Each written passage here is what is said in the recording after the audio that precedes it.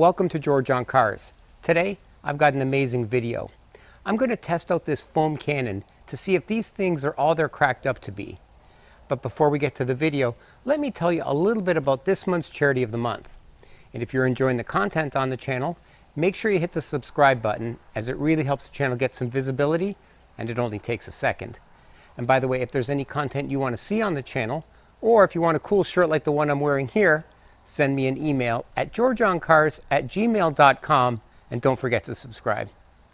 Now, this month's charity of the month is UNICEF.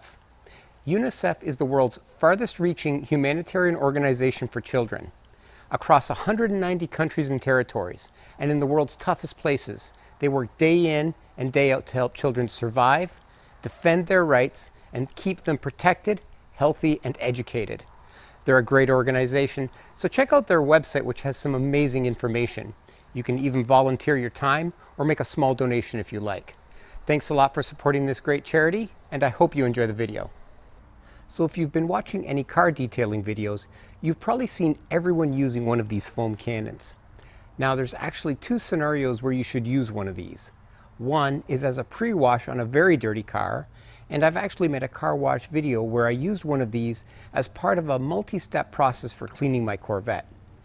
The second scenario is to clean a car that isn't overly dirty, which is what I'm going to do today. And the question I want to answer today, though, is do you really need one of these, or are they a lot of hype and just a gimmick of the month? So let's find out. Now, before we start the video, though, here are some of the items that I'm going to use to clean the exterior of the car. Of course, I'll be using the foam cannon. I'm going to use this power washer as well. I've got some Meguiar's car shampoo. I've got these microfiber towels that I'm going to use. And of course, I'm going to use my leaf blower.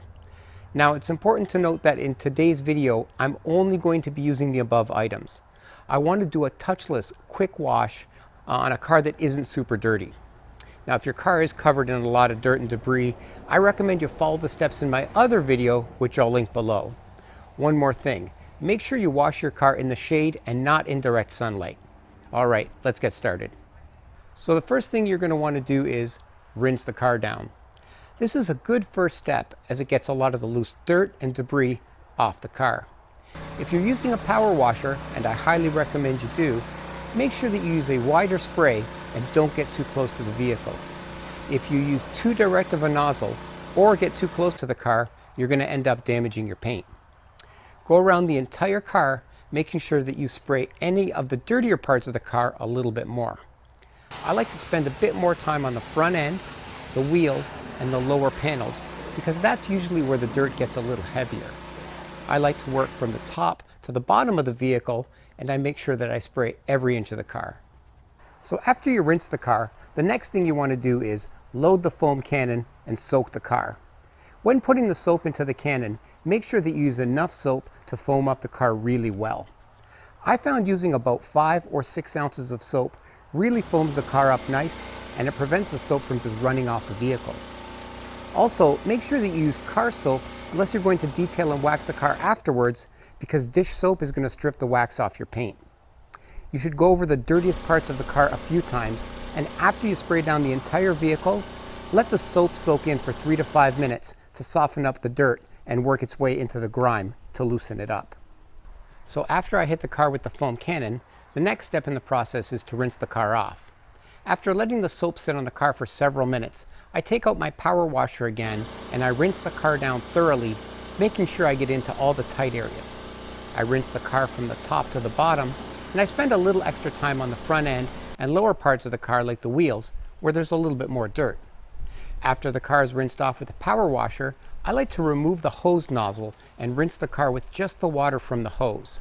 When you rinse the car this way, the water sheets off the vehicle a lot easier, and it leaves fewer water spots and makes drying the car a breeze. So now that you've rinsed off your vehicle and it's nice and clean, the fourth and final step is to dry the car. Now, you can buy a specialized dryer that some detailers use to dry your car, but I find using my leaf blower works just as well or better.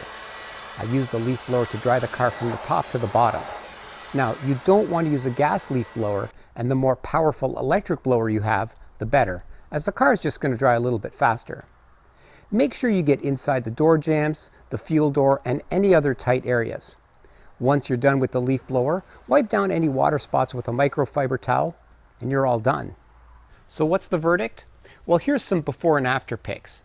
As I mentioned before, the car wasn't very dirty, and if it was, you'd really need to do a touch wash. I had taken the Corvette out and got caught in some rain, and I had to drive it home. It had some light dirt on it and some water spots, but they came off really well using this process, so I'm pretty happy. Now, I didn't spend a lot on this foam cannon. I actually ended up getting it off Amazon for around $30, and I'm glad I did. It does a nice job of doing a quick, touch-free wash, and I definitely buy one again.